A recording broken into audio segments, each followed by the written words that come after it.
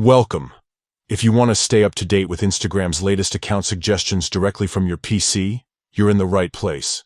Today, I'll walk you through the simple steps to enable notifications for account suggestions on Instagram using the newest update. Let's get started. First, open your preferred web browser and head over to Instagram.com. Log into your account as you normally would. Once you're on your Instagram homepage, take a look at the left side menu. Here, you'll see your profile icon. Click on it to open your profile settings. Next, in the profile settings, look for the option labeled Notifications. Click on it, and you'll be taken to a new page where you can manage all your Instagram notification preferences.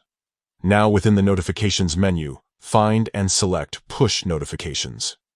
This section lets you customize exactly what kinds of alerts you receive while using Instagram on your computer. Scroll down until you spot the Account Suggestions section. Here, you'll see a toggle or a drop-down menu. Make sure to set this option to From On. By doing this, you're telling Instagram to send you push notifications whenever there are new account suggestions that might interest you. And that's it.